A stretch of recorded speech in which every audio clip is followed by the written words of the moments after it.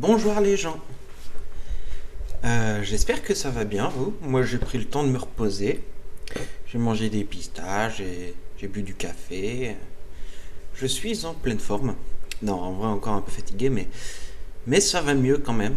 Quand on se repose, c'est super cool de se reposer, de dormir 12 heures par nuit, de se lever à 6 heures du matin et de manger des trucs et de boire du café. Et oui, parce que je me lève très tôt le matin. Je ne sais pas vous, mais moi je préfère me coucher tôt et me lever tôt que de me coucher tard et de me lever tard, ou pire, me coucher tard et de me lever tôt. Le mieux ce serait de se coucher tôt et de se lever tard. Mais là, ça ferait un peu 15 heures de sommeil, donc je suis pas vraiment sûr que ce soit la bonne façon de faire. Si je veux pouvoir sortir des dessins régulièrement, ça risque d'être compliqué si je dors les trois quarts de la journée.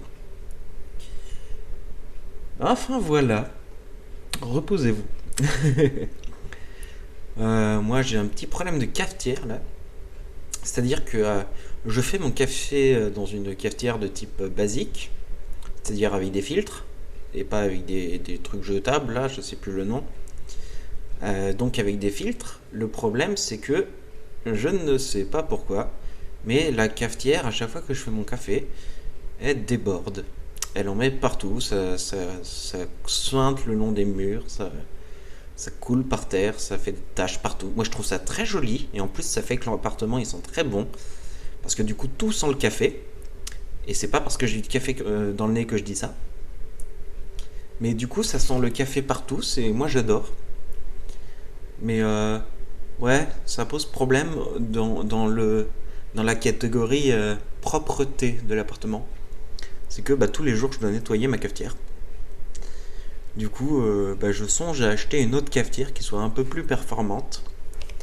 Parce que là, bah, ça coûte cher en papier sopalin, quoi.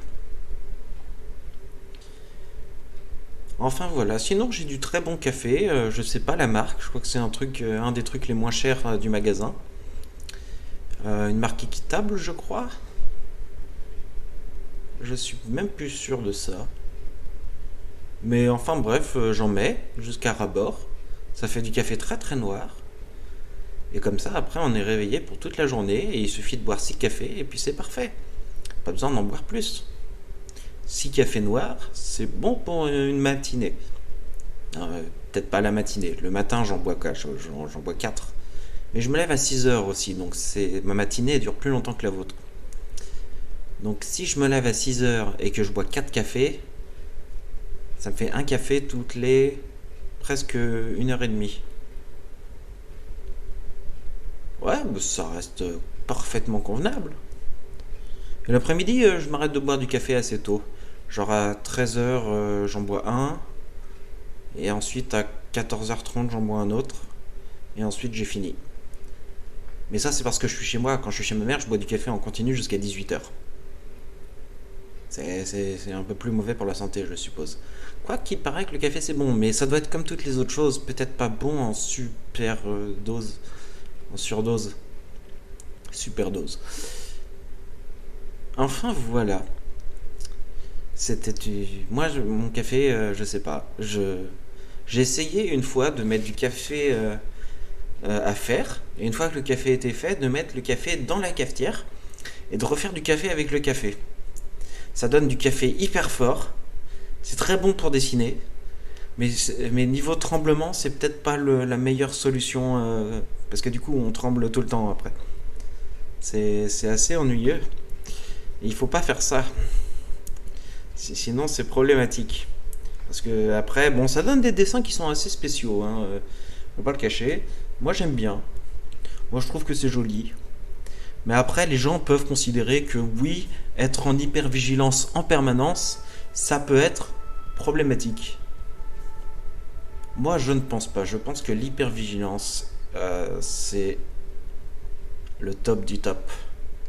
Comme ça, t'es stressé et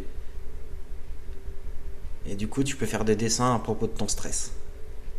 Je pense que c'est la meilleure solution. Enfin bref, je vais vous laisser là les gens.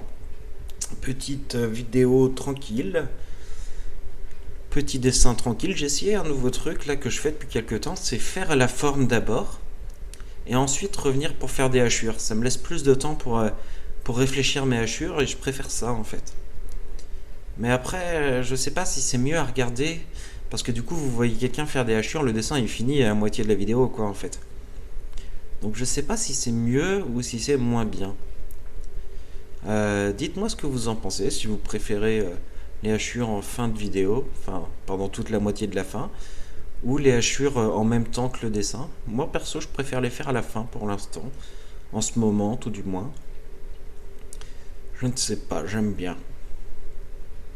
Ça me fait plaisir de faire des hachures. Ça me repose. C'est très répétitif, c'est très lent comme principe.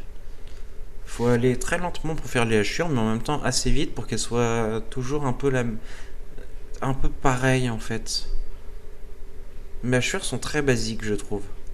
J'ai vu des gens qui faisaient des hachures qui allaient avec la forme, et ça j'essaye de le faire, mais je le fais surtout pour des petits croquis, des petits croquis perso pour le moment. Je m'entraîne à faire des hachures qui suivent la forme. C'est quelque chose que je voudrais vraiment réussir à faire. Mais pour les plus gros dessins comme ça, je vais avec ce que je sais déjà faire, quoi. Avec des hachures basiques.